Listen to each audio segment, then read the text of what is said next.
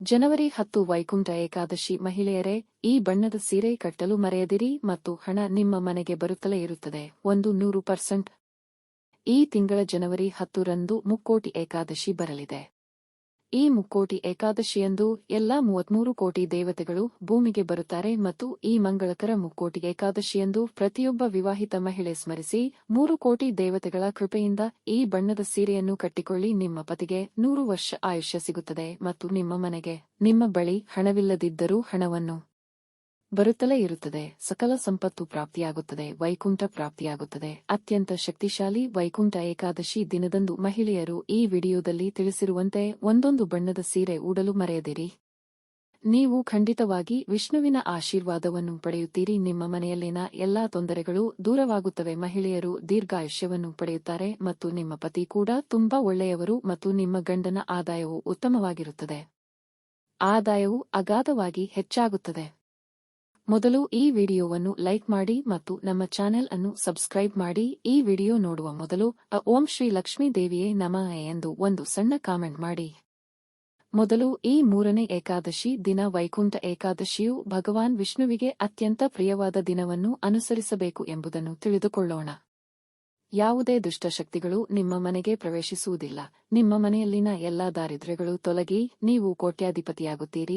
ಆದ್ದರಿಂದ ನೀವು ಮುಕ್ಕೋಟಿ ಏಕಾದಶಿಯ ದಿನದಂದು ನಿಮ್ಮ ಮನೆ ಬಾಗಿಲಿನ ಮುಂದೆ ಮಾವಿನಕಾಯಿಯ ಎಲೆಯನ್ನು ತೋರಣ ಮಾಡಿ ಹಾಕಿ ಎಂದು ಪಂಡಿತರು ಹೇಳುತ್ತಾರೆ. ದೈವಿಕ ಶಕ್ತಿಗಳು ನಿಮ್ಮ ಮನೆಗೆ ಪ್ರವೇಶಿಸುತ್ತವೆ ಮತ್ತು ನೀವು ಎಲ್ಲಾ ಸಂಪತ್ತನ್ನು ಪಡೆಯುತ್ತೀರಿ. ಹಳದಿ ದಾರಕ್ಕೆ ಮಾವಿನ ಎಲೆಗಳನ್ನು ನಿಮ್ಮ ಮನೆಯ ಹೊಸ್ತಿಲಿಗೆ ಕಟ್ಟಿದರೆ, ನಿಮ್ಮ ಮನೆಯಲ್ಲಿ ವಾಸ್ತು ದೋಷಗಳಿದ್ದರೆ ಅವೆಲ್ಲವೂ ನಿವಾರಣೆಯಾಗಿ ತ್ರಿಮೂರ್ತಿಗಳು ನಿಮ್ಮ ಮನೆಗೆ ಪ್ರವೇಶಿಸಿ ನಿಮ್ಮ ಮನೆಗೆ ಶುಭ ದಿನಗಳು ಆರಂಭವಾಗುತ್ತವೆ.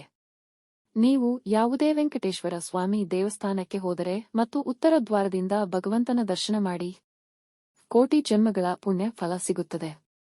ಉತ್ತರದ ಬಾಗಿಲ ದರ್ಶನವನ್ನು ತಪ್ಪದೇ ನೋಡಿ. ಹೀಗೆ ಸ್ವಾಮಿಯ ದರ್ಶನ ಮಾಡುವಾಗ ಸ್ವಾಮಿಯವರಿಗೆ ನಿಮ್ಮ ಕಷ್ಟಗಳನ್ನು ಹೇಳಿ ನಿಮ್ಮ ಇಷ್ಟಾರ್ಥಗಳನ್ನು ಹೇಳಿಕೊಳ್ಳಿ. ಈ ವೈಕುಂಠ ಏಕಾದಶಿಯ ದಿನದಂದು ಮಹಿಳೆಯರು ಉಪವಾಸ ಮಾಡಿದರೆ ನಿಮ್ಮ ಎಲ್ಲ ಆಸೆಗಳು ಖಂಡಿತವಾಗಿಯೂ ಈಡೇರುತ್ತವೆ ಮತ್ತು ನಿಮ್ಮ ಎಲ್ಲಾ ತೊಂದರೆಗಳು ಪರಿಹಾರವಾಗುತ್ತವೆ. ಈ ಮುಕ್ಕೋಟಿ ಏಕಾದಶಿಯ ದಿನ ತಪ್ಪದೆ ಹುಣಸೆ ಹಣ್ಣು ತಿನ್ನಬಾರದು. ಉಪವಾಸ ಮಾಡಲಾಗದವರು ಹುಣಸೆ ಹಣ್ಣಿನೊಂದಿಗೆ ಕರಿಬೇವು ತಿನ್ನಬಾರದು. ಈ ದಿನ ತಿಳಿಯದೆ ಹುಣಸೆ ಹಣ್ಣು ತಿಂದರೆ ನರಕಯಾತನೆ ಅನುಭವಿಸುವುದು ಖಂಡಿತ. ವೈಕುಂಠ ಏಕಾದಶಿಯ ಈ ಮಂಗಳಕರ ದಿನದಂದು ಮಹಿಳೆಯರು ಕೆಂಪು ಬಟ್ಟೆಗಳನ್ನು ಧರಿಸಲು ಅಥವಾ ಹಸಿರು ಬಟ್ಟೆಗಳನ್ನು ಧರಿಸಲು ಮರೆಯುವುದಿಲ್ಲ.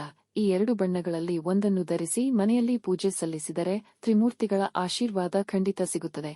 ನಿಮ್ಮ ಕಷ್ಟಗಳೆಲ್ಲವೂ ದೂರವಾಗಿ ಪತಿಯ ಆದಾಯ ಅಪಾರವಾಗಿ ವೃದ್ಧಿಯಾಗುತ್ತದೆ.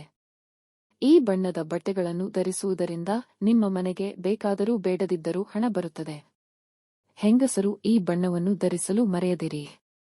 ಮಹಿಳೆಯರು ಧರಿಸುವ ಬಳೆಗಳ ವಿಷಯದಲ್ಲಿಯೂ ಕೆಲವು ನಿಯಮಗಳಿವೆ. ಕೆಂಪು ಬಳೆಗಳನ್ನು ಆದರೆ ಹಳದಿ ಬಳೆಗಳನ್ನು ಧರಿಸುತ್ತಾರೆ. ಆದ್ದರಿಂದ ಮುಕ್ಕೋಟಿ ಏಕಾದಶಿಯ ಈ ದಿನದಂದು ಈ ಬಣ್ಣದ ಬಳೆಗಳನ್ನು ಧರಿಸುವುದರಿಂದ ಲಕ್ಷ್ಮೀ ದೇವಿಯ ಸಂಪೂರ್ಣ ಆಶೀರ್ವಾದವನ್ನು ನೀಡುತ್ತದೆ ಮತ್ತು ಮಹಿಳೆಯರಿಗೆ ಹೆಚ್ಚಿನ ಸಂತೋಷವನ್ನು ನೀಡುತ್ತದೆ. ಮುಕ್ಕೋಟಿ ಏಕಾದಶಿಯ ಈ ದಿನದಂದು ಐಶ್ವರ್ಯ ಯೋಗವುಂಟಾಗುತ್ತದೆ ಮತ್ತು ಮದುವೆಯಾದ ಮಹಿಳೆಯರು ತಮ್ಮ ತಲೆಯ ಮೇಲೆ ಹೂವುಗಳನ್ನು ಇಡುವುದನ್ನು ಮರೆಯಬಾರದು. ಅದರಲ್ಲೂ ಹಳದಿ ಹೂಗಳನ್ನು ಹಾಕಿದರೆ ಅಪಾರ ಸಂಪತ್ತು ಸಿಗುತ್ತದೆ. ಹಳದಿ ಗುಲಾಬಿ ಹೂಗಳನ್ನು ತಲೆಯ ಮೇಲೆ ಇರಿಸಿ. ಈ ಬಣ್ಣದ ಹೂವುಗಳನ್ನು ನಿಮ್ಮ ತಲೆಯ ಮೇಲೆ ಇಟ್ಟುಕೊಂಡರೆ 2025 ವರ್ಷ ಪೂರ್ತಿ ವಿಷ್ಣುವಿನ ಆಶೀರ್ವಾದ ಸಿಗುತ್ತದೆ.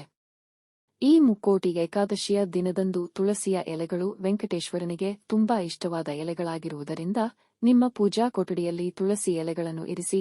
ದೇವರ ಆಶೀರ್ವಾದದಿಂದ ಮಹಿಳೆಯರಿಗೆ ದೀರ್ಘವಾದ ಸುಮಂಗಲಿ ಯೋಗವಿದೆ. ಪೂಜಾ ಕೋಣೆಯಲ್ಲಿ ತುಳಸಿ ಎಲೆಗಳನ್ನು ಇಡುವುದರಿಂದ ಜನ್ಮಾಂತರದ ಪಾಪಗಳೆಲ್ಲವೂ ನಿವಾರಣೆಯಾಗಿ ಕೋಟಿ ಜನ್ಮಗಳ ಪುಣ್ಯ ಲಭಿಸುತ್ತದೆ.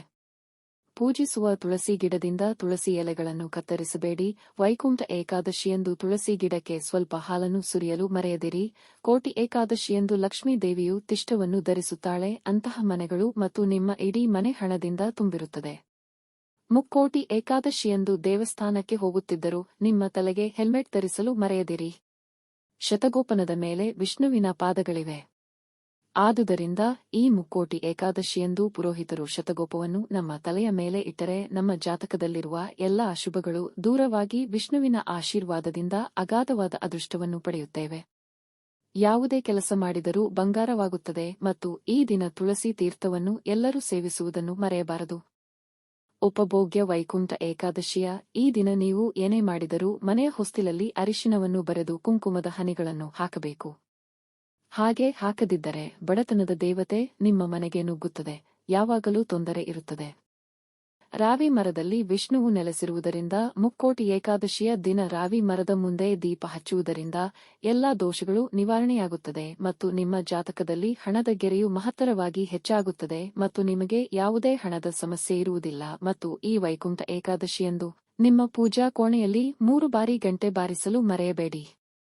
ಎಲ್ಲೆಲ್ಲಿ ಗಂಟೆಯ ಸದ್ದು ಕೇಳಿಸುತ್ತದೋ ಅಲ್ಲಿ 3 ದೇವತೆಗಳು ನಿಮ್ಮ ಮನೆಗೆ ಕಾಲಿಡುತ್ತಾರೆ. ಈ ವಿಡಿಯೋ ನಿಮಗೆ ಇಷ್ಟವಾದಲ್ಲಿ ಲೈಕ್ ಮಾಡಿ ಮತ್ತು ನಿಮ್ಮ ಸ್ನೇಹಿತರ ಜೊತೆ ಶೇರ್ ಮಾಡಿ. ಹಾಗೆಯೇ ನಮ್ಮ ಹೊಸ ವಿಡಿಯೋಗಳನ್ನು ನೀವು ತಕ್ಷಣ ಪಡೆಯಬೇಕೆಂದಿದ್ದರೆ ಚಂದಾದಾರರಾಗಿ ನಮ್ಮ ಚಾನೆಲ್ ಪಕ್ಕದಲ್ಲಿರುವ ಬೆಲ್ ಐಕಾನ್ ಒತ್ತಿರಿ. ಧನ್ಯವಾದಗಳು.